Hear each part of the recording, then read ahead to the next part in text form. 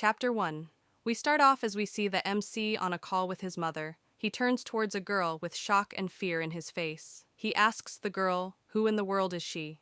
Now we go back to the start. We see the MC explain that in the summer of his second year in high school, a moving van and a familiar last name came back into his life. We see him receiving a gift from the Fukagawa. As he thinks that she's back, he looks at the name and gets confused a little. He sees a girl with a big bow in her hair and an umbrella to protect herself from the sun as she hands him the gift. He recognizes her and gets scared and cautious as he asks her if she's really Miyu-chan. He sounds confused and shocked as he is surprised that she's still wearing those big ribbons. We see that she's become his neighbor now, living right next to his house. The MC now explains that for years, the house next door has been vacant. There used to be a family of 3 there. Miyu-chan, with her trademark big ribbons, and her parents, the Fukagawas. Miyu-chan and the MC are childhood friends. They've been together since they were born. They were super close friends, always together. But one summer in elementary school, they suddenly had to part. We see the Miyu-chan in the past apologize to the MC as she holds a taiyaki. She tells him that she has to move because of her dad's work. Hearing this shocks the young MC. He asks her, where is she moving to? She tells him that she's moving to Gunma. He asks her, where is Gunma,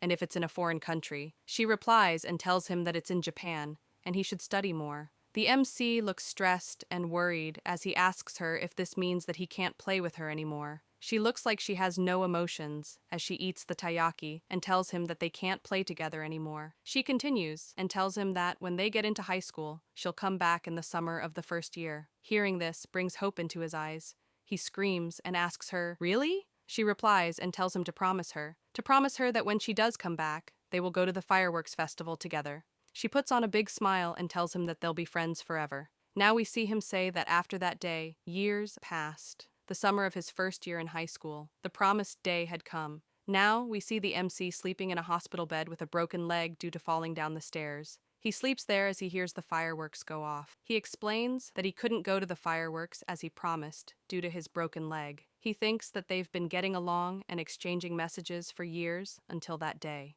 That day, he tries to tell her that he's sorry and he can't go to the fireworks through texts. He looks completely worried and scared as he sees that Miyu has ghosted him despite his desperate excuses. He thinks that with this one message, maybe Miyu got so angry that she cut him out of her life, even though he was supposed to be her friend forever. He tosses the phone aside as he thinks that women are so difficult and gives up as he thinks that it can't be helped. And with that incident, a complex male heart has emerged, incidentally. Now in the present, as he stands face to face with Miyu, he thinks that a year has passed since they grew apart without really knowing why. He stares at her while looking concerned from the thought that Miyu has appeared again before his very eyes after so long, and she's become too beautiful. He thinks that only her ribbons have stayed the same. He diverts his gaze from her as he thinks that she was always pretty and that she always wore frilly clothes. His memory of how she looks is vague, as the last time he saw her was 5 years ago. He looks at her chest and thinks not only the ribbons, but those are huge too. It stands out more than the present she is holding. He thinks that she's grown so much in different places and wonders if girls change this much in just a few years, and starts blushing as he keeps staring at her chest. Miyu calls his name as he's just staring at her assets and not really saying anything. Miyu tells him that she wants to greet his mom and asks him if she can come in. He suddenly starts bowing down repeatedly and apologizes to her, or more like apologizes to her chest, for looking at it for so long. She gets confused by this and tells him that there's no need to apologize so much. He invites her in and tells her that his mom is on a business trip right now, so he's home alone, so he can't do much to treat her. Suddenly, Miyu looks at the photo of him and his mom together. She picks it up and says, "If I'm not mistaken, you don't have a dad, right?" Hearing this confuses him at first, but he replies and says, "Yeah." As she looks at the photo, she looks serious and says, "So you get along with your mom?" He suddenly gets embarrassed and snatches the photo and starts blushing as he tells her that this is embarrassing. She tells him that she just ended up wanting to look around. He asks her if she was feeling nostalgic and tells her that him and his mom haven't changed much though. Suddenly he remembers something. Now we see that he's brought her to a place called Taiyaki Master. He tells her that this is the perfect place for nostalgia. He says that she liked taiyaki so much that she ate it all year round, regardless of season. And if he remembers correctly, they were here when they talked about her moving. Seeing the taiyaki in his hand makes Miyu excited and say, "Taiyaki from the whirlpool shop." She takes it and looks at it with such joy and thanks him as she always wanted to eat it. As they are sitting down and eating it, he looks at her eat and thinks that she's incredibly cute. He starts blushing and wonders what was that sparkling smile she just had. He starts thinking about the past and thinks that he hasn't seen her in person since his male heart emerged. He couldn't even contact her after the firework festival. Suddenly, he looks to her and tells her that he knows it's a bit late to ask her this, and asks her why did she ignore his message during the firework festival last year. Suddenly, she says his name. She changes the topic and asks him if his new term starts tomorrow. He gets confused at first, but replies to her and says that it does start tomorrow. Hearing this makes her happy. She tells him that even her term starts tomorrow. With a cheerful smile, she tells him that she'll be going to the same school as him, starting tomorrow, and tells him that she's looking forward to it. He is taken by surprise as he says, "I see." She tells him that she can go now because she passed the exam. And apparently, the transfer exam is more difficult, so she was afraid of failing. She continues and says that when she thinks about the future, she thought that it'd be good to go to school in Tokyo. As she's saying this, the MC says that he hopes that they can be in the same class again, as he squeezes his pants while being anxious. She smiles and tells him that she'll visit him in the morning if he doesn't mind, and tells him that they should go to school together. Suddenly, he looks a little worried as he agrees with her. She looks at him and suddenly tells him that he's stopped wearing his glasses. Hearing this worries him. She remembers the past and tells him that he wore them all the time in elementary school. He was even wearing it in the photo, which was in the hallway, and he even had his high school uniform in it too. She looks at him, tries to guess why. He gets worried about what she's going to say. Suddenly, she asks him if he had a makeover with contact lenses. Hearing this leaves him dumbfounded. He replies and tells her that it's something like what she said as he laughs. She looks at him and tells him that at his door, he seemed to have a hard time reading the letter on the wrapping paper of the present, so she assumed that he couldn't see too well. Now, as they're done talking and eating, we see her go as she waves him by and tells him that he can buy contact lenses from retailers, too, if he has his eyes examined, and tells him that he can make it for the new term if he goes now. She tells him that they'll see each other tomorrow and thanks him for the taiyaki. He stands there looking confused. Now we see a box full of taiyaki. We see that it's the present given to him by Miyu. He thinks what's wrong with her, and that even the present she gave is taiyaki, and that she likes taiyaki way more than he remembers. Suddenly he recalls her mentioning his glasses. He looks worried. He slides open his drawer and pulls out his glasses, which are broken. He looks at it and says that Miyu is too attentive and wonders if she's become a detective or something since he last saw her. He says that there's no way he can tell her that he broke them. As he's saying this, he suddenly gets a notification. He sees that it's his mom asking him about how things are going and if the school is starting tomorrow. He types a message saying that he broke his glasses, but deletes it. He looks worried as he says that he can't even tell his mom, and it's even harder to tell a girl who just came back here today. He looks sad, as he thinks that he'll just send a harmless report and replies to his mom that Miyu moved back into the house next door, and she's going to the same school as him, starting tomorrow, and that he was surprised. After sending the text, he thinks that he'll just go buy some contact lenses. We see the MC explain that he was like this last summer too. He listed words of apology like, "I'm sorry, I regret it," and so on, but he's never told any to Miyu-chan. Now we see the next day, a bunch of money thrown into the air. We see the money thrown into the MC's face as he looks shocked. Now we see someone pushing him down as the MC thinks that he couldn't tell Miyu the real reason he couldn't go to the summer festival. We see the guy looking at the MC with hate and asking him if he's joking right now. He tells him that he asked him to prepare the money before the school day. He gets close to the MC and tells him that this isn't enough at all, and tells him that he's in a bind for money. He continues and asks, "Haven't they been precious friends since elementary school?" The MC looks scared as he tries to find words to reply. As he apologizes to Murai, he thinks that he doesn't have enough money because he bought some taiyaki and contact lenses, so he doesn't have enough on him. He tries to tell Murai that he doesn't have it on hand right now, but Murai grabs the MC by his shirt and tells him to not give any excuses. He asks him if he's already forgotten after he broke his glasses the other day. Murai tells him that there are many other ways to get the money, like going through his parents' wallet and stuff. He tells him to never talk to him like that again, and calls him an idiot. As the MC looks scared, he tells him that his parents are on a business trip now. Hearing this angers Murai even more. He pushes the MC away as he calls him useless, annoying, and that he really pisses him off. Mirai continues and asks him if he ever wonders why he hasn't hit him, even though he's irritated by how useless he is. The MC gets confused for a bit. He replies and asks him, "Isn't it because we're friends?" Hearing this makes Mirai look at the MC with disgust. He asks the MC if he's serious right now after hearing what he said. The MC looks confused.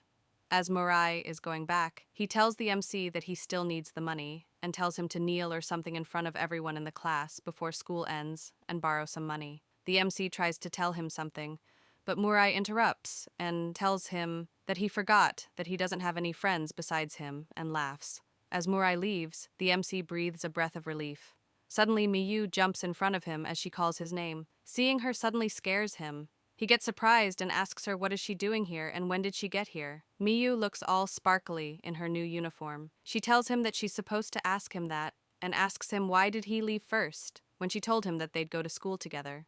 He looks worried as he apologizes to her and tells her that he remembered that he made plans with a friend of his before. Hearing this makes her question him and the friend. She looks serious as she asks him if a friend takes their money and threatens them and tells the MC that he's very affectionate. Hearing this scares the MC. He thinks that she saw everything. He tries to save it by saying that she may not remember this, but him, Mirai, and her were in the same class in elementary school. He continues and tells her that after she changed schools, he got along with Mirai because they went to the same middle school and high school. Suddenly, he looks sad as he continues to say that until last summer of their first year of high school. Hearing last summer intrigues Miyu.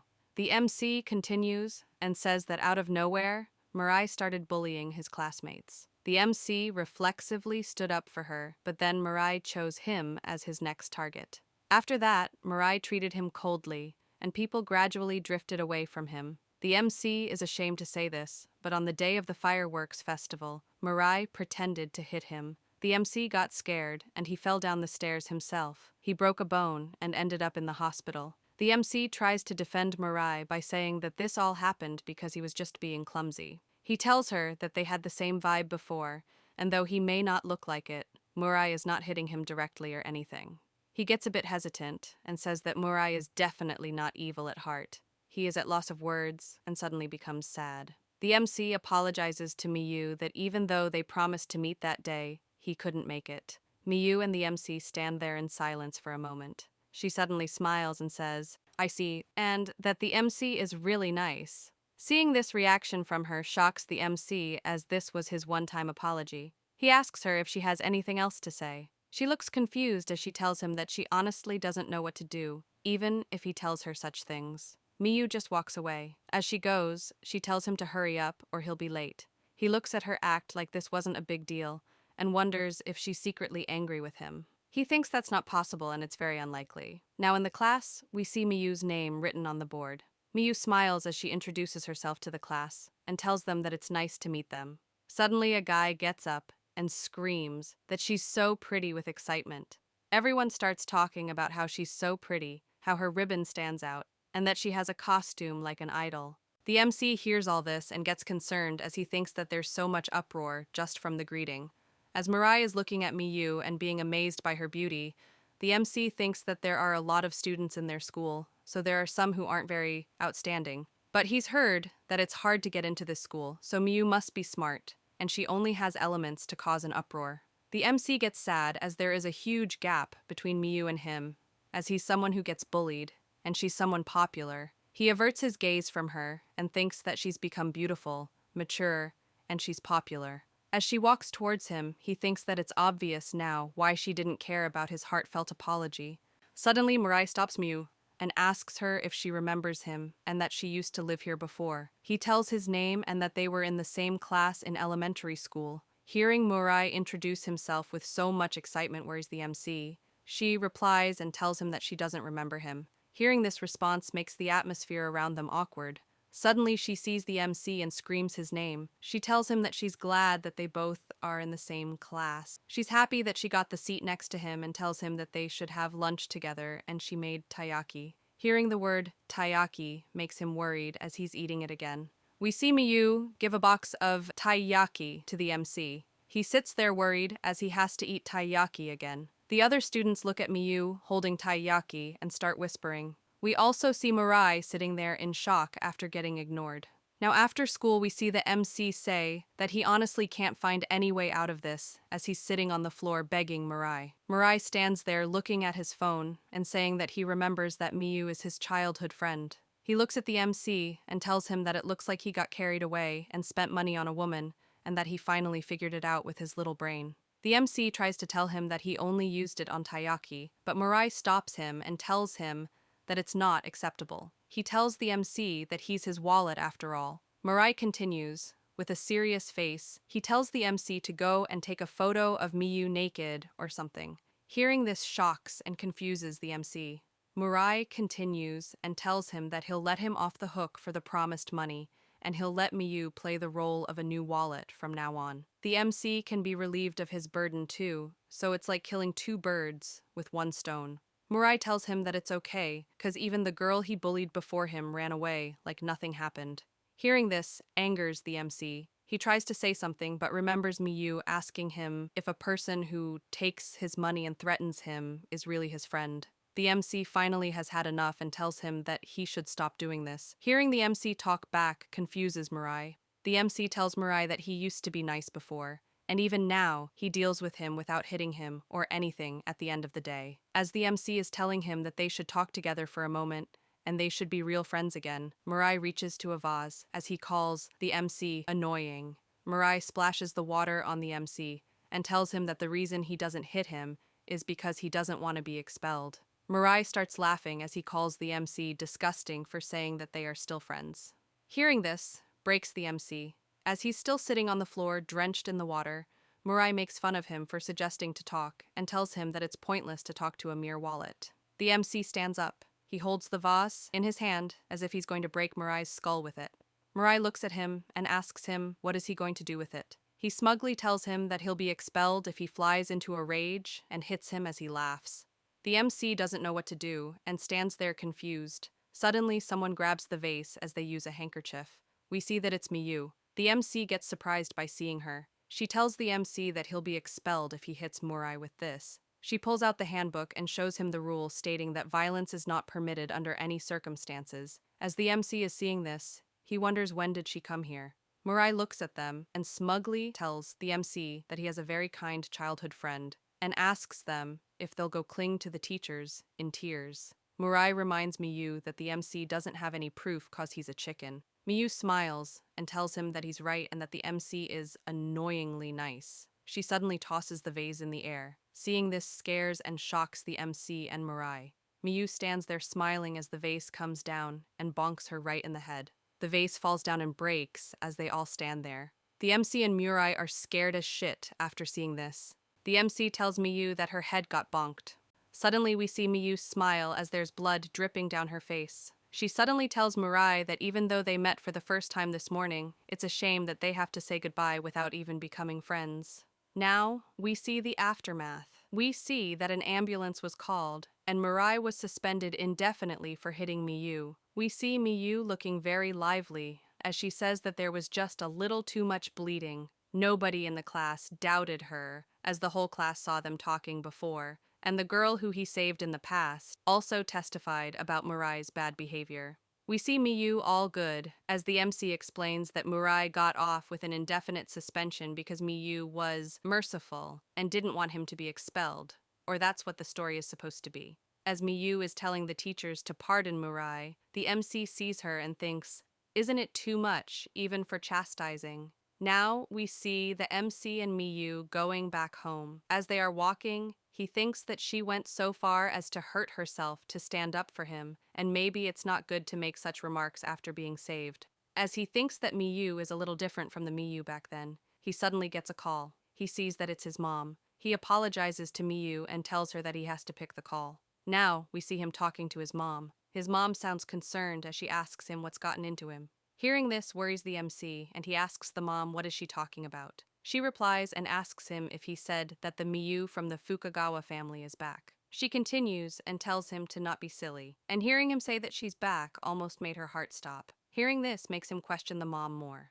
The mom tells him that Miyu died in an accident last summer. Hearing this scares the MC as he looks at the Miyu standing there. The mom continues and says that she heard from Miyu's father on the day of the fireworks festival. She tells him that he suddenly got uncomfortable talking about Miyu back then, so she thought that he already knew. Now the MC thinks about how she changed so much and why she didn't answer questions about ignoring his texts. Miyu suddenly smiles with an eerie look and asks him what's wrong and what did his mom say. The MC looks scared as he slowly asks Miyu, who in the world is she? After hearing this, Miyu just stands there with a big smile on her face. Chapter 2. We see the MC shocked and scared as he calls out to Miyu and slowly asks her who in the world is she. Miyu looks at him and gives an eerie smile. She smiles and tells him that she's Fukagawa Miyu. He panics and tells her that his mom just told him that Miyu is already dead. Hearing this makes Miyu question it. She smiles and tells him that he says weird things and Fukagawa Miyu is in front of him right now. Hearing this shocks the MC. As they are going into her house, he thinks what the heck could this mean? In the house, we see Miyu's student ID. He looks at the ID and sees all the information is correct. He worries as he says that she really is Fukagawa Miyu, and even her birthday is the same. As he sits on the sofa, he thinks that it's the same old Fukagawa's house too, and everything's the same as he remembers. He looks worried as he says that he hasn't seen her family register yet, but maybe his mom just made a mistake. Suddenly, Miyu comes from the back and asks him if he's still doubting her. Seeing her suddenly pop up from the back scares him. She continues and tells him that he doesn't need to be so nervous. It's not like she's a criminal and she wouldn't lie about her ID either. He starts sweating bullets as he asks her if she's really Miyu. She smiles and says yes. He panics and asks her again, is she really the Miyu, the one who loves taiyaki and wears frilly clothes all year around? She agrees to this too. He keeps going and asks her, is she the same Miyu that is good at studies, but somehow physically weaker than him, a dog lover, and so scared of bugs that even a beetle makes her cry, and also has a mole on her stomach. He keeps going as Miyu just stands there with a smile and some taiyaki in her hand. She keeps the taiyaki on the table and asks him if he wants to check. She lifts her skirt up and asks him if he wants to check if the mole is still there or not. Seeing her lift her skirt makes him blush and panic. He gets embarrassed and starts stuttering as he tells her that he can't do something like that. She stares at him blankly and asks him, why not? She tells him that he can find out for sure if she's the real Miyu or not. He just needs to check. As she's saying this, we see him blushing. As she still has her skirt lifted up, he tells her that he can't go that far with a girl. She warmly smiles at him and tells him that he's really too kind. Hearing this surprises him. He thinks about the smile, and that the mood was different, but it looked like the old Miyu for a second. As he's thinking this, she asks him if he won't eat the taiyaki, and if he won't have them, she'll have them instead. He looks like he would puke at the look of taiyaki, and tells her that he's already had a lifetime amount of these past few days, and that he thinks that he's done with taiyaki for a while. After hearing this, she sits down next to him and happily eats the taiyaki. As he looks at her eat it, he thinks that it's rare to see a person eating just taiyaki like this, and he can't think of a reason to impersonate Miyu like. He starts to think that maybe it is the real Miyu after all. But suddenly, he notices something. He grabs her hand, stops her from eating the taiyaki, as he looks a bit concerned. As he's holding her hand, he tells her that the Miyu he knows always started eating the taiyaki from the head. Hearing him say this surprises her. She smiles at him and slowly puts her finger on his lips to silence him. Seeing this reaction worries him. She continues and tells him to keep this a secret, as she tells him that he's caring. She gets real close to his ears and tells him that she's not the Miyu he used to be friends with. Hearing this shocks him. He tries to ask her who is she. She tells him that she's a complete stranger to him, who coincidentally has the same exact name and birth date as the Miyu he knew. He immediately pulls back and puts his guard up. He looks scared as he asks her if the real Miyu is dead. She looks sad as she replies to him and tells him that the real Miyu is dead. Now we see the fake Miyu remembering the day she visited the real Miyu when she died.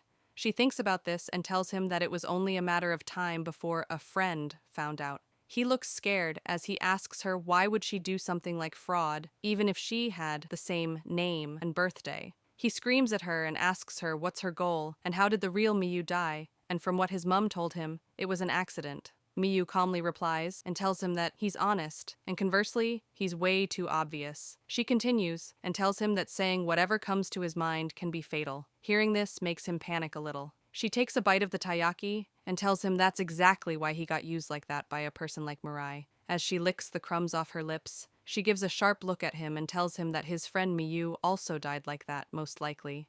The MC tries to say something, but she suddenly shoves the half-eaten taiyaki in his mouth and tells him to not worry, because he has her now. She smiles at him and tells him that from today, she'll be the new Fukagawa Miyu, and she will always be his friend. Seeing Miyu smile like that scares him and leaves him stuttering. He slowly crawls back and falls off the sofa. He panics and grabs his bag as he runs out the house while still munching on the taiyaki. We hear him crash as he tries to rush. Miyu looks at him and says that he didn't say no to what she said. She says that as expected, he is so kind.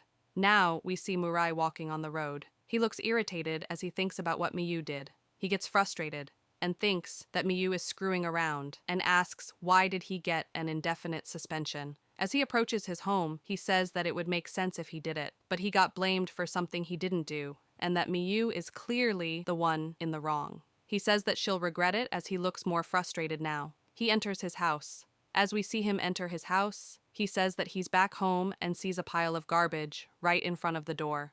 Chapter 3.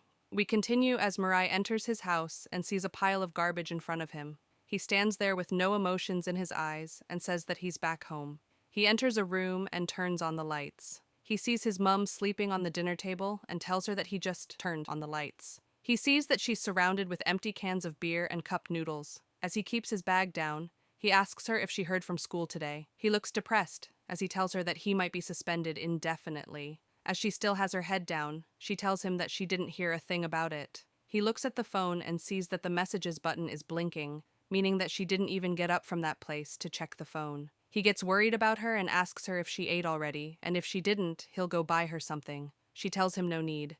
Now, we see a bunch of food. We see that Mirai went out to buy food, regardless of her telling him not to. As the cashier totals the bill, Mirai looks at his wallet and gets shocked. He looks pissed as he thinks that he ended up having to pay the MC back everything, so he doesn't have any money now. He reaches in his pocket to check his phone and see if he has any e-money left. He gets his phone out and sees the wallpaper of him and his parents smiling and having a fun time.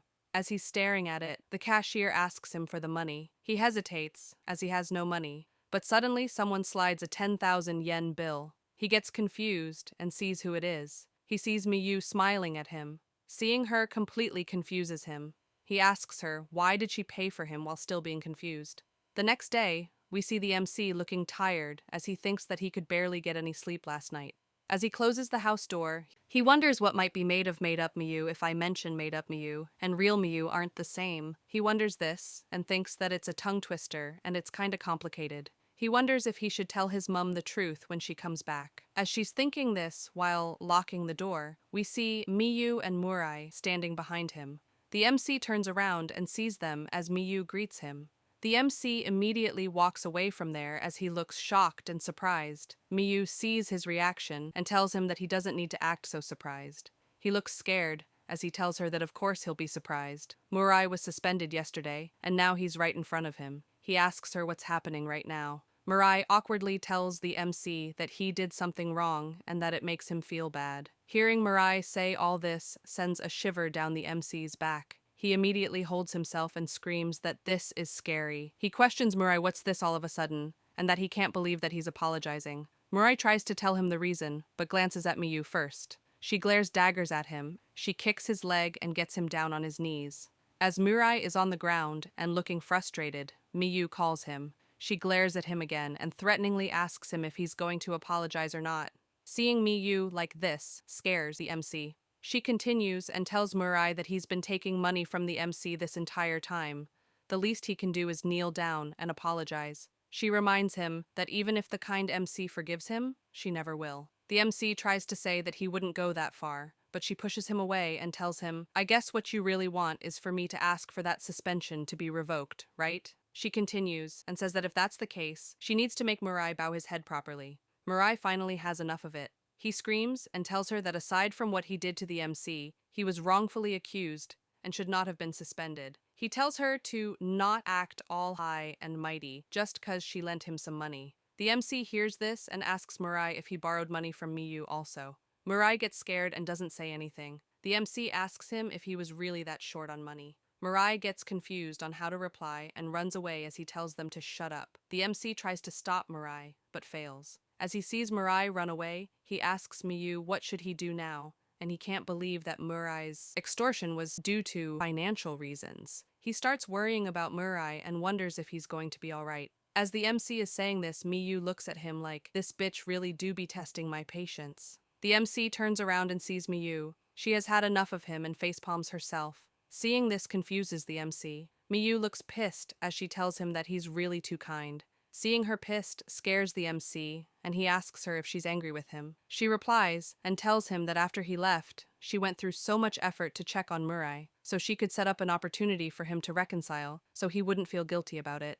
But instead of being mad about the improper apology, he's worried about Mirai. The MC immediately tells her, "Of course I am." The MC shines with righteousness and says that extorting money for fun is one thing, but being so desperate as to commit a crime is another, and as his friend, he can't overlook this. Seeing him like this surprises Miyu. He continues and tells her that he'll go to Mirai's house tonight after school. She tells him that she'll go too. The MC replies and tells her that she doesn't have to force herself. He awkwardly tells her that Miyu isn't really friends with Mirai, and it's actually quite complicated. Miyu replies and tells the MC that she's his friend, so she'll go, but for her friend's sake. Hearing this confuses the MC a little as he thanks her. As the day goes by, we see the MC seeing Miyu have taiyaki for lunch and getting shocked as he sees this. He thinks that the new Miyu is full of mysteries, and it's scary not knowing who she is. But so far, she doesn't seem like a bad person.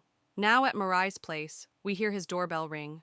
We see him slightly open the door and peek his head out as he sees who it is. A woman greets him and tells him that she's Yamasaki, the president of the neighborhood association. She asks Mirai if his mother is at home right now. His eyes look lifeless as he tries to tell her that his mom is a little sick, but the woman comes close to his face and tells him that his family is in a little trouble.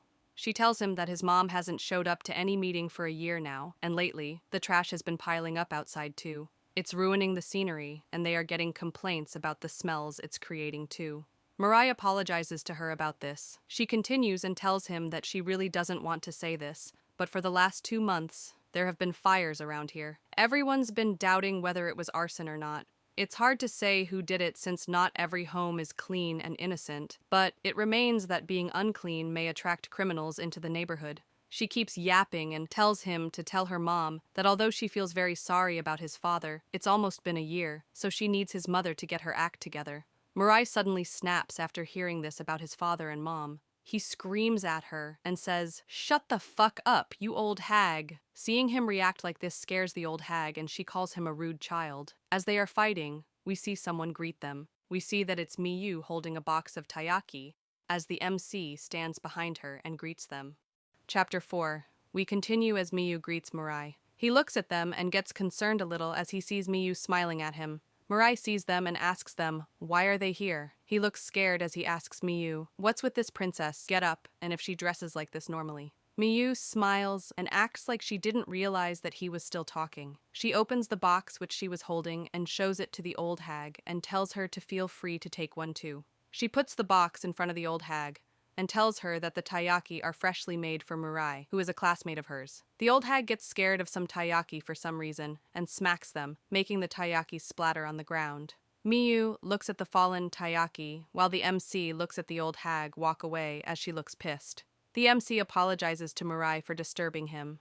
Mirai looks annoyed and clicks his tongue and tells them that it's fine and that they aren't involved in this matter. Though Mirai picks up the taikai from the ground and puts them in the box, as he tells them that he's very grateful for the gift, but they both should go home now on a serious note. MC sees him pick the taiyaki from the ground and can't believe that he's picking them up and wonders if Mirai is really that short on money. As Mirai tells them to leave and turns towards his house door, he sees that Miyu is already in front of it trying to open it. He looks at her and gets confused. He screams at her and tells her what the hell is she doing. She replies cheerfully and tells him that they already made the journey, so she thought she might as well drop in for a bit. She opens the door and sees the condition of the house. She looks at it and tells him that there's a lot of trash piling up outside and in the entrance too. Mirai tries to give an excuse for the trash, but Miyu keeps going. She gets surprised as there's so much trash that there's barely any room to move. Mirai tries to stop her, but she keeps going further in. The MC stands outside, seeing all this go down and be dumbfounded. Mirai becomes more desperate as he tells her that she really shouldn't come in. In a last-ditch effort, he tells her that there's loads of bugs in there. Hearing this scares the MC instead. Mirai tells her that he remembers that she really hated bugs back then. He feels like he has the upper hand. He proudly tells her that she used to cry, and she even got scared of the beetles in elementary school, and that he has tons of even more disgusting pests around here. The MC hears this and thinks that he'd be embarrassed about having disgusting pests in his house, but tells him to go off king. Miyu thinks about bugs and suddenly notices something. She sees that there's a bug behind her that comes closer to her, and she suddenly stomps it and splats it on the ground. She carries on as nothing happened and goes in the house as she apologizes for the intrusion. Seeing her be unfazed by all this and stomping on a bug scares Mirai. He asks the MC isn't Miyu a little different from before. The MC stands there with a smile but looks absolutely terrified as he thinks that she definitely did change. Mirai tells her to not go in with her shoes on. She replies and tells him that his house is too dirty to be walking in bare feet. He gets worried and tells her that she's wearing the shoes that she squished the bug with. They enter the kitchen and living room and see it completely trashed. The MC looks around and says that it's understandable why there are so many bugs now. Miyu adds on and says that it's basically a paradise for those little bugs. Mirai get embarrassed and screams at them, saying that they need to shut up, and this is what he was trying to say earlier. As he's saying this, suddenly he hears a door open. As he looks to the side and sees that it's his mother and gets scared. As the mum enters the room, the MC greets her. Miyu smiles and greets her too. She asks the mum if she's Mirai's mother. Mirai gets confused and asks Miyu if she doesn't know her mum and tells her that he swears that she's met her a few times before. Mirai asks his mum if she remembers Miyu and the MC. He introduces them and tells her that Miyu moved away during elementary, but she's back now. The mum has lifeless eyes as she doesn't react to it.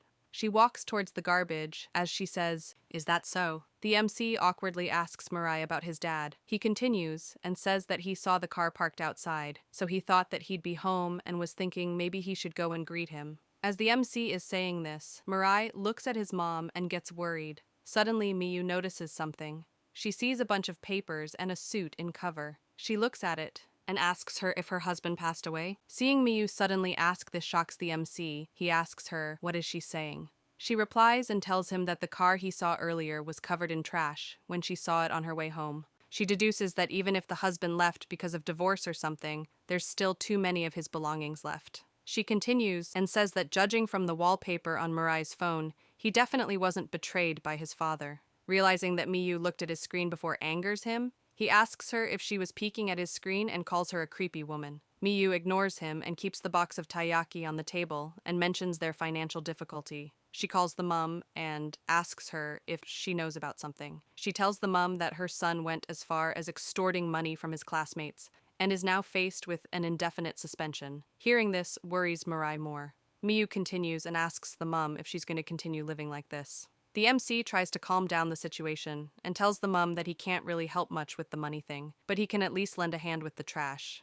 As he's saying this, the mum throws the box of taiyaki on the ground. She screams and tells them to shut up and that they don't know anything about her family. Seeing this reaction leaves the MC scared and shocked as Miyu stands there unfazed. The mum grabs her head and she goes crazy and screams that every single one of them keep nagging about how their payments are behind and that she could just sell the house. She continues to scream and says that one day her husband became ill. The company he ran went bankrupt and he was drowning in debt. She couldn't even ask her relatives for help, and she was exhausted from caring for him until the very end.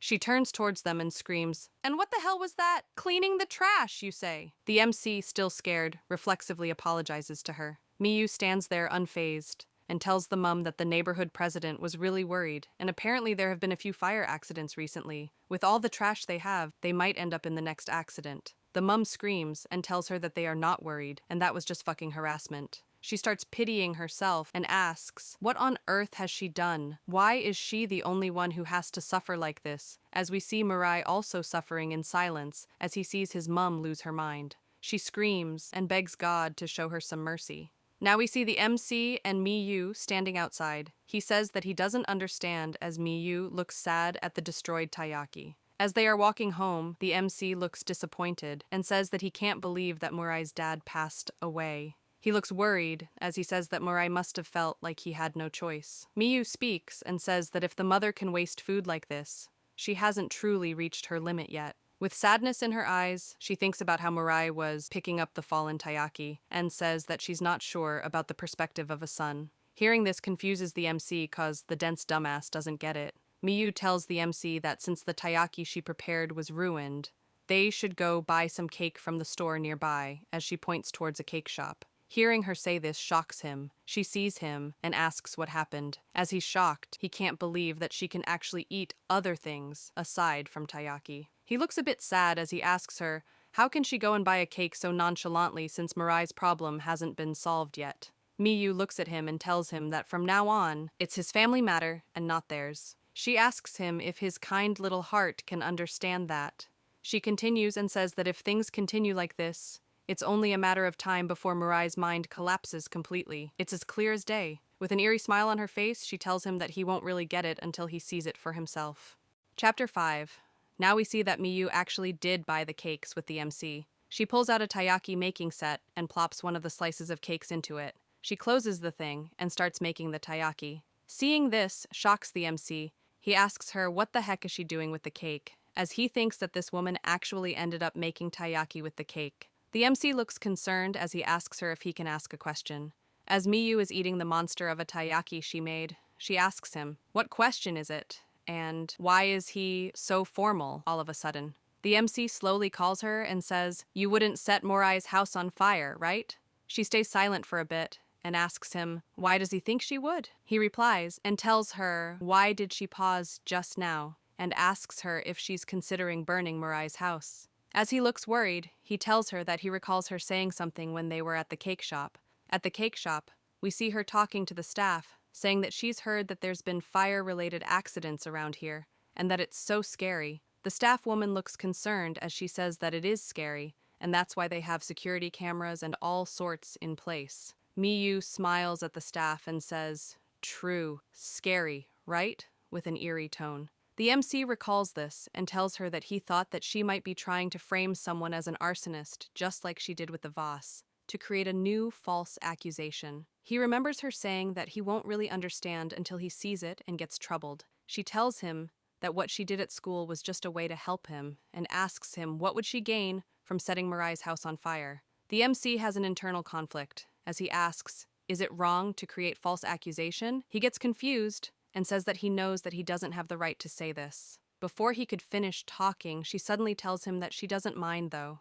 As she looks at him and gently smiles, she says, oh my kind, lovely Yuushin-kun, your benevolence is so disgusting it makes me want to vomit. However, I also love it. Hearing this creeps him out.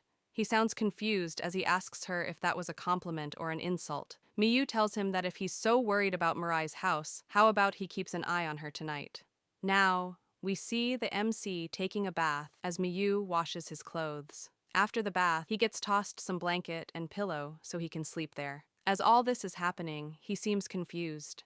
Now, we see him all confused as he sleeps next to her on the floor, as she sleeps on the couch. He starts blushing as he thinks that without hesitation, she's sleeping beside him. He wonders if she doesn't see him as a guy, and why is she sleeping with her ribbons on? He also thinks that he's been living in this house for a while now, and wonders what his relationship with Miyu is. He suddenly looks at the calendar and thinks that it's been stuck since the real Miyu moved out several years ago. Suddenly he remembers the moving company which helped the real Miyu move, and remembers how he cried when the real Miyu was moving away. He suddenly speaks and tells the fake Miyu that everything he did, it's not just benevolence. He tells her that he can understand how Murai feels in that situation. Hearing him say this makes her question him about how does he understand him. The MC tells her that his dad also died when he was young, but his mom is a strong-willed woman, so the impact wasn't as severe as it was for Murai's family, fortunately. The house his dad left, it was a little too big for the two of them. His mom could have easily decided to move somewhere else, but she said, I will never do that. Thinking about it, maybe she didn't want to let go of the house that held so many memories with Dad. He continues and says that although she has financial difficulties, he believes the decision of Murai's mother to not let go of her house is due to the very same reason as his own mom's. As he's saying this, Miyu's eyes look sad. He continues and says that in this house too, he sees remnants of the real Miyu everywhere. He suddenly gets up as he screams. He apologizes to her and tells her that he didn't mean to distinguish her from the real thing. He calms down and asks her, "It's so strange, right? Even if people break up, cut ties, or are no longer with them, whenever he sees something related to that person, he immediately thinks of them." He continues and says that if someone wants to really cut ties with a lover or a dear friend, it's better to throw away the things they gave them. Miyu hears all this and stays quiet. Miyu starts staring. The MC turns around and sees that Miyu is staring at him without saying anything. Seeing her do this scares the MC. As his voice trembles, he asks her what's wrong and if there's something on his face. She shows him her phone as she calls his name. She shows him a post which was made 5 minutes ago, saying that there is a huge fire in a residential area in Taito Ward. She tells the MC that Murai's house is on fire. Now we see the MC and Miyu at Murai's house as the MC looks shocked. He asks Miyu why is this happening. Miyu calmly replies, "I guess the arsonist started the fire. Couldn't have been me." The MC is worried as he asks her where's Murai and his mum and if they are okay. She smiles and tells him that even if he asks her, she wouldn't know. Suddenly, they notice something. They see that it's Murai and his mum. They scream his name to get his attention. Murai looks at the fire and can't believe what is happening. The MC runs to him and asks him what on earth happened here. With a terrified look on his face, he tells them that the fire started from the trash outside, and then the car caught fire. Because the window was open, it quickly spread inside the house. He continues and tells them that he called the fire department, but the nearby road is closed due to construction work, so they haven't arrived yet. Suddenly, Miyu smiles and says that it was due to the perfect environment that started the fire. The MC looks worried as he tells her that it's inappropriate to do that. She replies and questions the MC how is it inappropriate. Suddenly she asks Murai if she's not right. She continues and tells them that if everything burns down like this, they won't be held back by memories anymore, and asks, "Doesn't that seem reasonable?" With the brightest smile on her face, she congratulates Murai and tells him that this is the start of his new life. As the fire engulfs Murai's house more and more every passing second, he hears Miyu say this and stands there shocked. The mother also hears this and looks shocked. Miyu is still cheerful as she asks him if Murai has a fire insurance for his house, and if he doesn't have it, his restart would basically be ruined. She starts thinking and asks will the land remain after the house is gone, and at this rate, the fire won't be easy to put out. Rather, she'd like to have it burnt down completely without affecting the neighbors, so the selling process would be much easier. She continues and says, "It's lucky you live on the corner, right? There's still hope, so don't worry." She smiles and says that the firefighters aren't here yet, as everyone is shocked by what Miyu is saying. The MC thinks that the new Miyu is, to be honest, full of mysteries. It's scary not knowing who she is. As he looks scared of Miyu, he thinks that on a second thought, maybe she is a bad person. Chapter 6. We start off as we see a house burned down. We see that it's the fake Miyu's house, which was burned down in the past. As the fake Miyu is standing and looking at the burned remains of her house, the real Miyu comes behind her as she calls her name. The fake Miyu turns around and sees her. The real Miyu asks her, "Fukagawa from the same class, right? I moved here just last week, if you still remember that." As the fake Miyu is getting drenched in the rain, she looks at the real Miyu with lifeless eyes. The real Miyu warmly smiles at her and says that it's such a coincidence for them to have the same name, and tells her that she's also Fukagawa Miyu. In the present, we see another burnt house. We see the MC looking at the burnt remains as he looks worried. We see that it's Murai's house. He stands there as he thinks that Murai's house, luckily, was put out before the fire could spread to the neighbors. He thinks that everything went just as Miyu said, and it's kind of frustrating. It wasn't considered a full destruction, but the insurance still covered some of it. He remembers when the house was burning and what Miyu had said to Murai and her mother. He thinks that maybe everything played out the way Miyu scripted it to. Now we see what happened after Miyu said that it was a good thing that their house is burning. Murai's mother hears this and looks at Miyu. She slowly walks towards Miyu as Murai tries to call her. As she goes closer to Miyu, with anger in her eyes, she raises her hand to beat Miyu. As the mother is closing in, the MC looks shocked while Miyu just stands there. The mother slaps Miyu and Miyu just takes it. The MC peeks through his fingers and sees this. He wonders why didn't Miyu try to dodge it and thinks that surely there was enough time to move out of the way. The mother looks scared and worried as she says, "What the fuck is hope?" She screams at Miyu and says that there's nothing called hope anymore because she just lost everything. She tries to say that this house is her only remaining thing of her husband, but Murai stops her and tells her that maybe there's still something left as he looks worried. He runs towards the house as he tells her that he'll go find them. Seeing him rush towards the burning house worries the MC as he tells Murai to wait. Murai tries to go into the house, but as he grabs the door handle, he burns himself as it's too hot. He manages to open it and enters the burning house. The MC sees this and gets scared for Murai. Miyu looks real calm as she says, "Now then, I wonder what remains." She looks at the mother with judgmental look and asks, "An empty bank book? A memento or the like?" She tells the mother that she even made her son throw himself into the fire. Must be something worth looking for in that heap of trash. The mother finally realizes what just happened and looks scared. She tries to say that she wouldn't make her son do that, but Miyu interrupts and says, "I."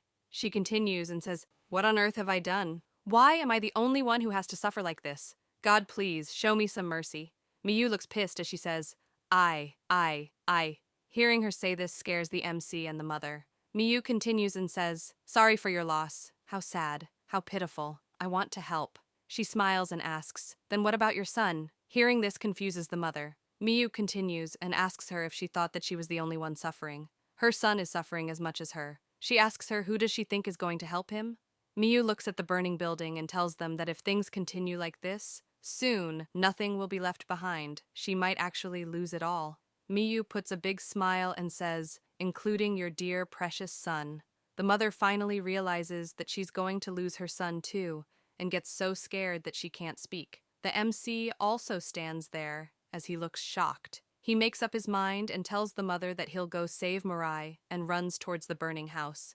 Seeing the dumbass MC run towards the house scares Miyu as she screams his name. Suddenly Murai bursts out the front door and runs out. As the door opens, it smacks the MC and he falls down. Murai comes out as he is scared, crying and out of breath. He apologizes to his mother and tells her that it was so hot inside that he could barely breathe. All he managed to get was one of his dad's leather shoes by the entrance. The mother and Miyu stand there looking unimpressed after seeing the MC eat shit right after trying to be a hero. Suddenly Murai notices something on the ground.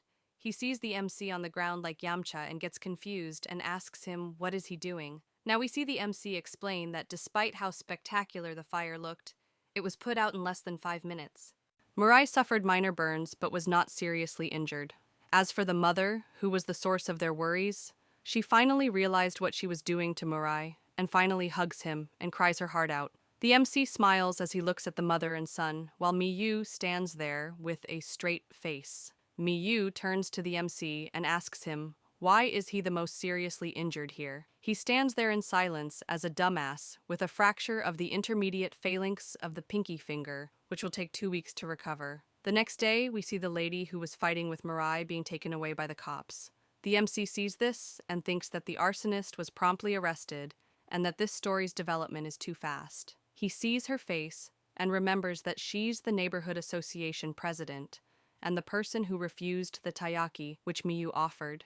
As he's thinking this, we see some people in the back say that they can't believe that Yamasaki was the serial arsonist. He turns around and listens to them more. The people continue and say that the cake shop across the street caught her on their security cameras. She continues and says that the salesperson said that the police received an anonymous message saying, "Check the camera." Now we see the MC and Miyu together as the MC eats an ice cream and won another free one. As he looks at his winning stick, he asks her, "Do you have any idea?" She replies and says, "And what if I have one?" He immediately screams and says that he knew it. She must have done something, otherwise things wouldn't just move along and resolve so smoothly. She calmly tells him that it was just a coincidence. She recalls when she was giving the lady the taiyakis and says that when she got closer, she caught a glimpse of what was in her pocket. She was carrying around oil and a lighter, which is risky. No matter how one looks at it, she seemed to be looking for any opportunity to commit arson. Even worse, she was provoked by a child saying something rude to her. He tells her that if she knew about it, she should have reported it from the start. She replies and says, "What for? It wouldn't have been enough evidence at the time." She smiles at him and says, "Do I even have the obligation to do so?" Hearing this surprises him, he tells her it's not out of obligation, but obviously, to save people. She replies and tells him that she said this before, and she was only accompanying him for his own good. He looks at her with fear as he calls her name. He asks her if she's a good person or a bad person. Hearing this surprises her for a bit. She replies and says, "Finally, you asked me." Hearing her say this confuses him. As she throws her ice cream wrapper, she continues and says that she'll give him a clear warning for now. If he keeps thinking it's natural to help others, then one day, he'll die just like the real Miyu did, and calls him his kind-hearted little Yuushin. Hearing this scares him more. He asks her what does she mean by the real Miyu. She asks him if he wants to know the cause of Miyu's death. She continues and says that the day after the fireworks festival last year, her body was found in an alleyway. Fallen from the building, apparently, she jumped. Hearing this shocks him as he screams and asks, why did Miyu jump off the building? The fake Miyu replies and says that it's just the pretense. It wasn't an accident at all. As the fake Miyu remembers her fun time with the real Miyu, she says that the real Miyu was killed. Chapter 7. We continue as we see Miyu tell the MC that the real Miyu was killed. Hearing this shocks him. He drops his remaining popsicle from the shock and asks her, what does she mean by killed? He asks her who would even do that. With a serious look, she replies and says that she'd tell him if she knew. As she says this, she pulls out a letter from her bag. As she hands the letter to him, she tells him that all she knows is that it was someone from this area. They were her classmate in elementary school. He holds the letter and says, "A letter?" as he looks worried and confused. He tells her that this is definitely it. The postmark is from this area. He asks her if it could have been addressed to Miyu after she moved. He continues and says that there's no sender's name or address, and the letter isn't even handwritten. He opens the letter and reads it. The letter reads, "On the day of the River Fireworks Festival, please come to the rooftop of Osaka Studio 3, building at 5 p.m. I will be waiting." As he reads the time and date of the meeting, he gets shocked. He immediately tells the fake Miyu that him and Miyu were supposed to meet at 5:30 p.m. This person wanted to meet Miyu 30 minutes before their appointment, and she fell from the same building they were supposed to meet at. The fake Miyu replies and says that apparently her parents showed the letter to the police, but they brushed it off as an accident when she tried to lean over. The police simply didn't listen to them. In the end, they never found out who the letter was from. Hearing this confuses the MC as he thinks something is fishy. He asks the fake Miyu how does she know the other person was a classmate. Hearing this question makes her go silent. She replies and tells him that she knows this because she went out and asked the real Miyu directly. She continues and says that the letter she got, since they shared the same name and lived nearby, it was sent to her by mistake, and she ended up looking at its contents. At the time, the fake Miyu was also a transfer classmate of her and her friend. So the fake Miyu thought that, somehow, she could help her, who she loved so much. He suddenly gets very excited and says, in other words, the Miyu-chan in front of me right now, in order to find the truth behind the real Miyu-chan's death, has come all the way here. Seeing him like this surprises her. He continues and says that this is amazing. If the culprit's here, they absolutely can't let this go unchecked. He'll definitely help to the best of his abilities and tells her that they should solve this case for the real Miyu together. She immediately says, annoying, as she looks at him so enthusiastic. She suddenly gets very close to him. Seeing her so close to his face suddenly surprises him. She suddenly grabs his face. As she grabs him, he starts to tremble. He tells her to wait, but she looks him straight in the eyes and licks his lips and starts slobbering his lips. After she's done slobbering his lips, we see him completely turned bright red from being shy, as he thinks that he could taste the vanilla. As he's thinking this, she sticks her tongue out and tells him that his sickeningly sweet kindness, because it reminds her of the dead Miyu, she loves it so much. Hearing her say this makes him freak out. As he's freaking out, he stutters and asks her if she and the real Miyu were friends. She smiles and replies, "Yeah, unfortunately we were just friends." He looks shy and confused as he says, "But real Miyu-chan was also a girl? What do you mean by love?"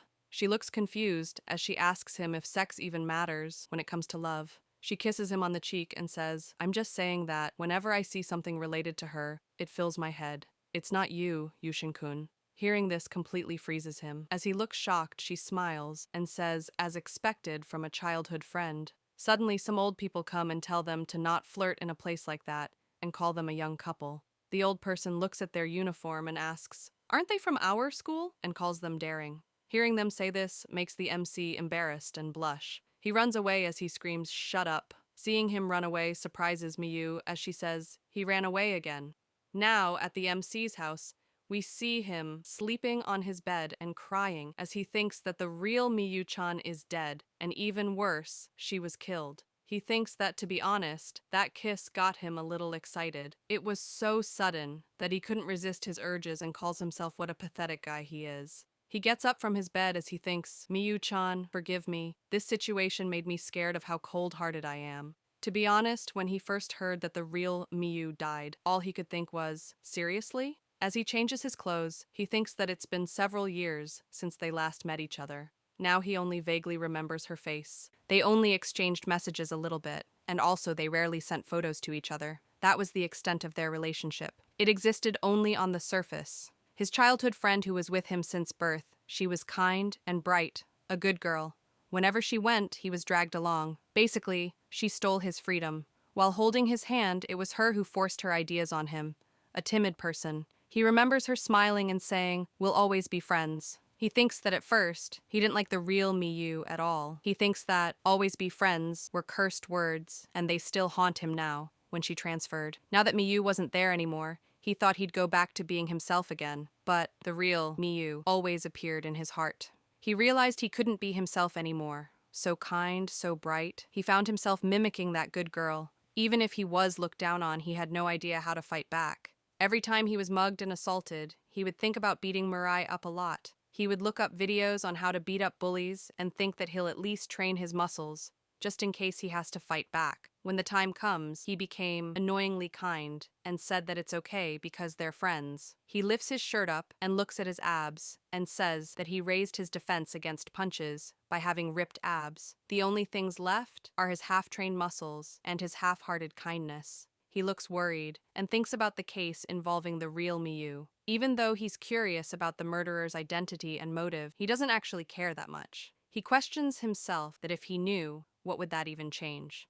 As he thinks this, he suddenly hears a clink on his window. He slides the window open and hears the fake Miyu scream at him. He freaks out in lowercase as he sees her. He looks scared as he looks at her and thinks that another thing he knows is, as long as he's being haunted by the dead Miyu, he's also being followed by this cosplayer, aka generic Miyu, who seems to love the real Miyu a lot. The fake Miyu smiles at him and calls his name. She asks him why did he run away earlier, and asks him if he won't let her in. He turns pale and thinks to himself that who wouldn't run away in that situation. He nervously tells her, "Well, my house now is a little, my parents aren't home." She replies and asks him, "Why? You let me in the other day, right?" He tells her that at that time, he didn't know her true identity. She replies and says, "Didn't you say earlier that you'd help to the best of your abilities? That we'd solve this case of Miyu-chan's death together?" He regrets saying this as he thinks that what goes around comes around. He tries to come up with a reason to reject her, but the real Miyu in his heart doesn't let him lie. He reluctantly tells her that he'll do as he promised. She replies and tells him that she didn't ask for that. She continues and tells him that the one she's asking isn't the him that tries to imitate the real Miyu,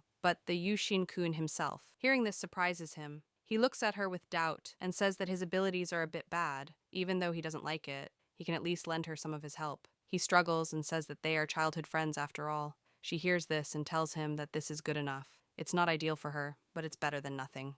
She smiles and tells him that it's nice to meet him again and calls him the real Yuushin-kun. From now on, they'll always be friends. She smiles and tells him that she'll leave the taiyaki in front of the doorway. He reluctantly tells her thanks, as he thinks that he doesn't need them. She leaves the box of taiyaki in front of his doorway and leaves. He comes out and sees the box as he says that she really left the box here, and he might end up not liking taiyaki. He wonders why the real Miyu loved taiyaki so much in the first place and opens the box. As he opens it, he gets confused. He looks at the box and gets scared as he says, "What the heck are these?" As he says this, we see the fake Miyu in her room humming and looking at a book. The fake Miyu remembers the MC apologizing to her in the beginning for not meeting her at the fireworks. She scribbles something as she says that Yuushin-kun didn't know about it, so pass. She remembers Mirai asking the MC that the Miyu is a little different from before, and scribbles again as she says that Mirai is also a pass. We see that she is crossing off people from the real Miyu's old class photos. As she crosses some photos, she says, "Now, as for the rest of my classmates, when should I start fishing?" As she says this, we see the MC looking at the taiyakis and seeing that there are 5 of them with the photos of 5 people in them. Chapter 8. We see the MC seeing a bunch of flowers and some offerings near a building and being shocked. As he looks at it, he can't believe it. Now we see him in his room looking at an article talking about a 16-year-old high school girl who fell to her death from a building during Tokyo fireworks display. He reads this and thinks that the person who seems to be the real Miyu is definitely dead. She was found the day after the festival, and because her death was considered an accident, the news didn't mention it at all. He looks a bit worried as he continues to think that even if the article is really referring to the real Miyu, on the day of the fireworks festival, before her appointment with him, she met someone. A person who was a classmate of hers, in other words. There's a possibility she was killed by that someone. He looks at the photos given by the fake Miyu and thinks about the newly arrived Miyu. She came to look for the culprit, that someone. He holds the box of taiyakis and thinks for a bit. He suddenly realizes something and says, "Wait, these are from my elementary school graduation album, aren't they?" He brings out his graduation book, and as he looks at it, he thinks that if his memory serves him right, the real Miyu isn't in the photos because she transferred. He thinks that Asabana Elementary School didn't have many students, so they stayed in one class from enrollment until graduation. He gets worried and thinks that he doesn't think there's anything wrong with this, but he can't really remember them well at all. He starts checking from the top right and starts naming the people. Hongo Haruto was a popular boy, he thinks. Hikawa Suguru, he was good at sports. Arisugawa Hina, she was quite pretty. Tachibana Koharu, she was quite cheerful. And the last is Yokowamijiro Yoshiko. Honestly, he can't remember her at all. He gets confused as he tries to remember what was she like. Back to where the offerings were, he wonders what's the fake Miyu's reason behind choosing these 5 people. He thinks that with the current situation, what he knows now is that at the place written in the letter, someone seems to be missing. He looks shit scared as he thinks this. Suddenly he hears someone call him. We see that it's the Miyu asking him why is he here. Seeing Miyu there scares the living shit out of him. He gets scared thinking that it's the dead Miyu, but when he looks closer at her, he sees that her eyes are different. As he's sweating and crying, he tells her to not scare him like that. He thinks that the heat must be making him crazy, or maybe it's because he said something horrible the other day. She replies and says, well, both are Miyu anyway, and asks him if he's here to pray as well. As she turns towards the offerings, she prays and tells him that this is for Miyu-chan's sake, so she comes here as often as she can, ever since her death. She continues and tells him that before she moved here, she tried to find as many of her classmates as possible and researched as much as she could about their movements on the day of the last year's firework festival. Even though she said researched, she's not the police or a detective, but since the police aren't doing anything, she has to act as one. The result, as he can see, gave her a few ambiguous faces. Most were passes, though. He looks a little surprised as he asks, "A few, you say? So, it must have been one of the 5 people in the taiyaki, right?" She tells him that she won't know what happens next until she goes further. If the sender of the letter is one of them, then the existence of Fukagawa Miyu, who would be dead, would be irregular. That's why she needs the MC. It'd be just like fishing. She'd be the bait, and the culprit, the fish. But she'll get eaten alive if she's alone, so she needs someone to help pull her out. She keeps explaining and says that as long as she's around, the culprit has no choice but to worry about her. They'll want to eliminate her completely. However, even if her existence is uncertain, as long as she stays close to Yuushin-kun, her childhood friend, that alone would confirm that she's the dead Miyu-chan, except for the person who killed Miyu-chan. He looks concerned as she tells her that he understands her purpose and rationale, and the reason she saved him from Mirai. He can guess that this is why. And although there was no obligation or benefit to helping Mirai, she still did it because there was a benefit to be gained from him, right? She looks at him and smiles. Seeing her smile at him makes him nervous. She suddenly grabs his hands and tells him that she just did the best she could for her purpose, and if he wants something outside of this relationship, she'll definitely meet his needs. As she locks her fingers with him, she gets a crazy look on her face and says, "For the sake of my fallen Miyu-chan, I'll do anything until my very last breath." She pins him against the wall and breathes down his neck. He tells her that it's hurting him, but she doesn't stop and tells him to just say that he doesn't like it. She looks at him seriously and tells him that she doesn't need that meaningless sympathy or kindness. he is different from the dead Miyu-chan. That way, she won't get more excited than necessary. After saying this, she releases one of his hands. As he looks embarrassed, she continues and says that he is just being influenced by her. His excessive kindness is like a thin layer of ice. If he has something on his mind, he should say it out loud, or else one day he'll explode due to stress. As he's blushing, he tries to wiggle his other hand free and tries to tell her something. He tells her that for the time being, shouldn't they talk about those things? Not in a place anyone could come by any moment. She pulls his hand and tells him that they should go to the park over there and drags him. He looks confused as he's taken away with force. She tells him that there's trees and bushes, so they'll be okay. He looks worried and scared as he tells her that's not okay at all. As she's pulling him, he asks her why does she keep pulling him into the dark. She tells him that it's because he won't reject her clearly, so she'll keep pulling until he says something. As they are near some trees and bushes, suddenly they hear a voice from the bushes calling to them. Miyu hears this and looks at the direction of the voice. The voice asks, could it be there's someone outside? Miyu and the MC look at the bush and get confused. The person in the bushes hesitates and asks them, is it okay if she comes out? The MC hears the voice and says, a girl's voice? As the girl slowly comes out the bush, she says that she's so glad she wouldn't know what to do if no one came. As she steps out the bush, she tells them to not be afraid. As she comes out, we see that the girl is completely naked and covering herself with only a bag. As she's blushing, she tells them that she's in a little bit of trouble and asks them if they can help her. Seeing an almost naked woman freezes up the MC. Chapter 9, we continue as we see the girl fidget and ask them if they can help her. As the girl stands there, the MC looks at her assets and blushes as he thinks, I thought Miyu-chan's were huge, but these are... Miyu notices that the MC is looking at the girl's assets. Now, we see that the MC is the one who's half naked now as he looks shocked. We can see the girl in the back wearing his clothes and thanking him for lending her his clothes. As the MC stands there shivering because of the cold, Miyu asks him if he's okay. He replies and says, I'm not. Suddenly, the girl realizes something after hearing them say each other's name as they talk to each other. The girl gets all excited and screams their names and asks, are you Tahara Yuushin and Fukagawa Miyu? Hearing this confuses the MC. The girl continues and says, long time, no see, and asks them if they still remember her. She smiles and says, look, it's me, your friend from Asabana Elementary School, Tachibana Koharu. We go to different schools and we were in different classes in middle school, so you might have forgotten. Hearing the name reminds him how the girl looked back in the past. Remembering her face from the past shocks the MC. Seeing his reaction confuses Koharu. She looks at Miyu and asks, didn't Miyu-chan transfer school? Have you come back now?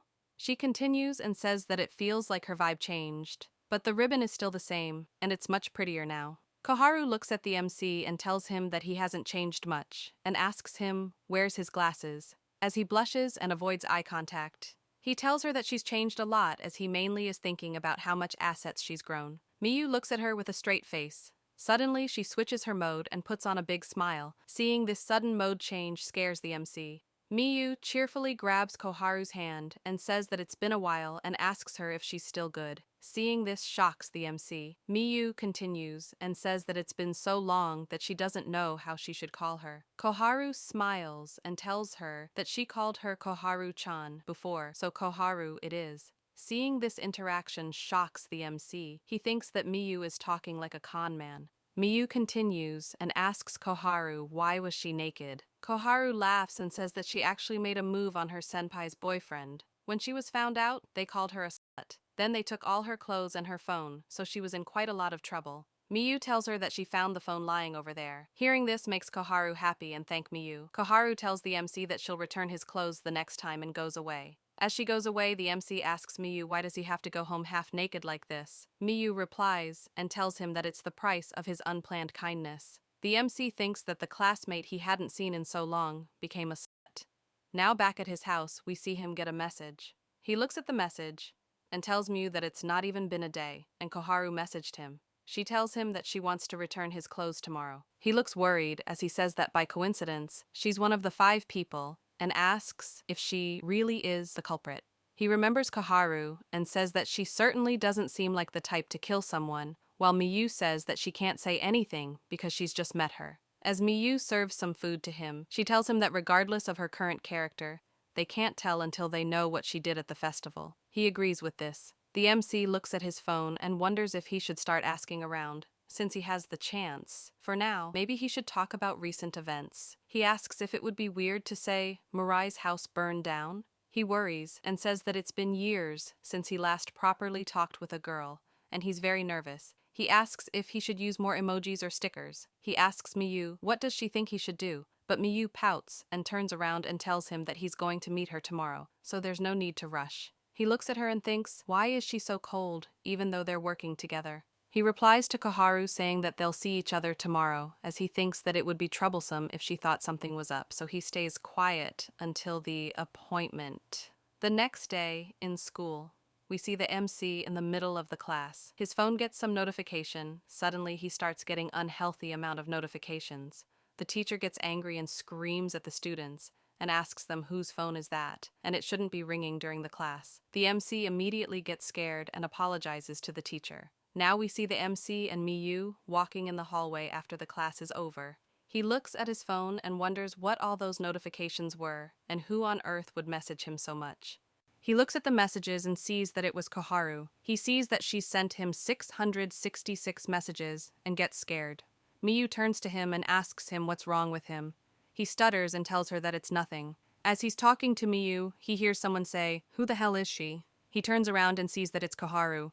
The other students see her and say that a student with the style of a goddess is standing by the school gate and ask who's the lucky guy she's waiting for. As the MC walks out the school, Koharu sees him and thanks him for lending her clothes yesterday.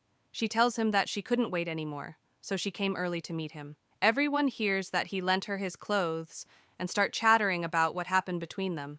As he's blushing, he grabs her hand and starts taking her away. As she's going with him, she tells him that he's bold. He replies and tells her to stop saying weird things, as he's scared. Now, in some restaurant, we see Koharu crying and saying that she always ends up like this. If a guy is even a tiny bit kind to her, she immediately goes mad about him. The MC sounds concerned as he tells her that it sounds rough. She continues and says, "What if there were many guys who were all kind to you at once? Of course I'll fall in love with all of them." Hearing this worries the MC. Koharu tells them that at the beach or at a festival, it's especially troublesome when she's at places where she gets hit on a lot. Miyu asks her about last year's firework festival. She asks, "At last year's firework festival? Where did you do what and with whom?" Koharu looks confused as she tries to think of last year, 'cause it was a while ago. Koharu thinks hard and says, "The guy who hit on me, I think he was playing around with everyone." The MC sounds shocked as he says, "Everyone?" Koharu replies and says, "Yeah, I believe there were 6 people." Miyu adds in and asks if anyone is able to prove that she was with them at the festival. Hearing this makes Koharu say, "Prove? What for?" She starts going through her phone and says that she still has the contacts in her phone. It's kinda hard to find since she has 300 contacts, and most of them are men. Hearing this even shocks Miyu. The MC looks at Miyu and thinks that even she has lost her fighting spirit. Koharu apologizes to them and says that this kind of lifestyle isn't healthy. She knows she should have more confidence, but to be honest, she's scared of losing a man. Hearing this surprises Miyu. The MC tells her that they're not saying it's bad, and everyone has their own way of living. As long as Koharu feels happy about it, it's okay. He continues and tells her that if she's not really happy right now, and she just wants to feel one-time happiness, and if she's been forcing herself to date a lot of men, he hopes that she can live a better life from now on. The MC turns on his kind-hearted mode and tells her, "Because Koharu is a wonderful girl, I believe that one day you will find yourself a worthy partner." Seeing him be so kind to her makes her fall for him. She immediately grabs his hands and tells him that she loves him and asks him to please go out with her. Hearing this confuses the MC and shocks him. Chapter 10. We continue as we see Koharu telling the MC that she loves him and asks him to please go out with her. Hearing this surprises him and makes him blush. He gets flustered and asks her to let him think about it first. At night, now we see Miyu sitting and eating taiyaki as the MC panics. As she sits on the sofa and says, "Let me think, huh?" we see the MC sitting on the floor and telling her that he didn't mean it. She asks him if he wanted to respond to Koharu's confession. He replies and says, "Come on, think about it. What if she's the one who killed the original Miyu-chan? I would be dating a killer, and my girlfriend would go to prison." She replies and asks him if he would date her if she's innocent. He panics and tells her to not put words in his mouth. She looks at him in a suspicious way and says, "Sure." Seeing her react like this makes him wonder if he touched a nerve and thinks that Miyu is being extra scary today. As he blushes, he tells her that it's the first time someone's confessed to him, and the first time he's ever seen a woman naked. He continues and says that she sounds a bit delusional, but he can't just bluntly reject her. The real Miyu-chan's kindness influences him as he tells the fake Miyu, "What if we dated?" And it turns out she's a good girl. Hearing this makes Miyu say, "I see what this is now." Suddenly we hear some rustling sound as the MC sees Miyu with a confused look. Now we see that the rustling sound was of Miyu actually removing her clothes. She sits in front of him in her innerwear and smiles. Seeing this makes him blush and panic.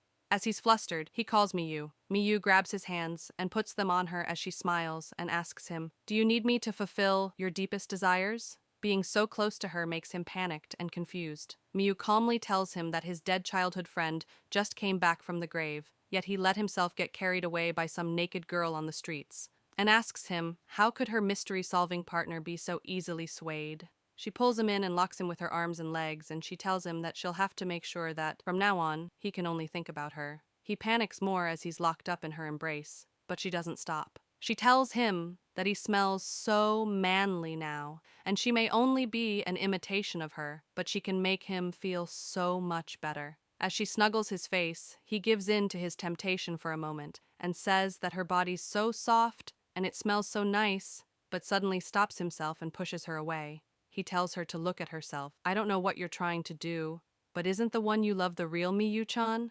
You don't even like me, so please stop this." She chuckles as she hears this. She smiles and tells him that it's true that she never said she liked him, but she certainly wouldn't mind. Hearing her say this makes him think that she's a demon. She tells him, "You think you can tame a girl like her if you can't even play around with me?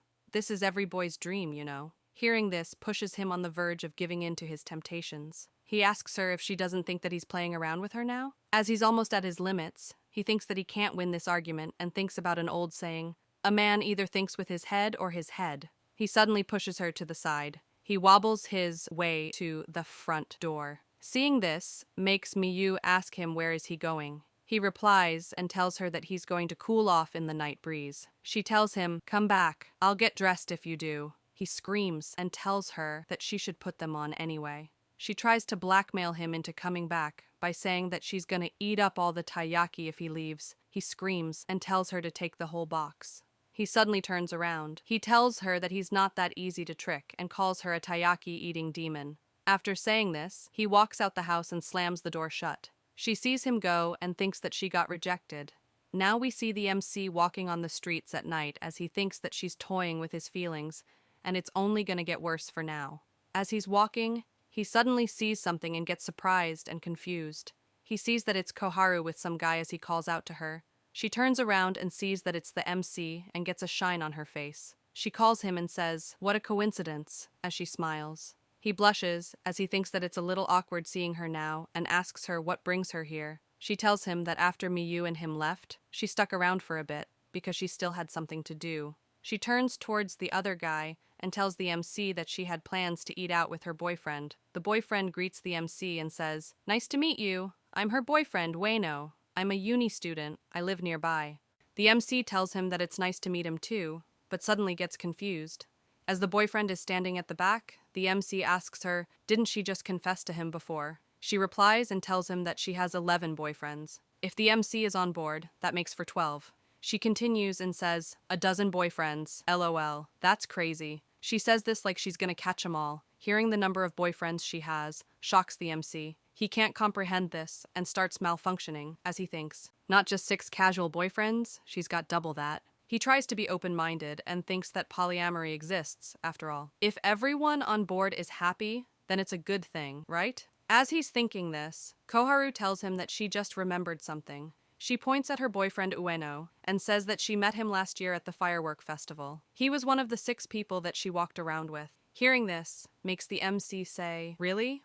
Koharu continues and says, "I have so many boyfriends that I forgot how we met. By the way, they don't know anything, so keep it on the hush." Hearing this makes him say, "So not everyone is on board?" The MC looks worried as he tells Koharu if she knows that this is a bad way to conduct a relationship by cheating on her boyfriends like this. Hearing this confuses her. She smiles and says, "Didn't you tell me before? Everyone has their own way of living, as long as I feel happy about it." As he's scared, he tells her that what she's doing right now is cheating, though. She replies and tells him that it's not cheating. She casually asks him, "Is it really cheating if I treat them all fairly? I like them all equally." Hearing this makes the MC lose all his hope. He starts going crazy as he thinks that she's not wrong, though. He thinks about how he told Miyu that Koharu might be a good girl. He thinks of that and thinks that he was just lying to himself. Koharu continues and says that she's happy now and she's not forcing herself because the more love she gets, the happier she is. She says this as she makes a heart shape out of her hands and has a crazy look in her eyes. She continues and says, "Isn't this better? Even if one of them leaves me, I'll have another ready to comfort me." She says this as she recalls an incident from her past. She continues and says, "Now that the cat's out of the bag, are you going to back out from my confession?" Hearing this shocks the MC. She waves him by and tells him that she'll be waiting for his reply and tells him to remember to text her first. As she goes away, he gets depressed and says, "What does it mean to like someone? Nothing makes sense anymore." And this is how this chapter ends. Hope you all enjoyed. Please like, share, and subscribe, and leave a comment. Thank you,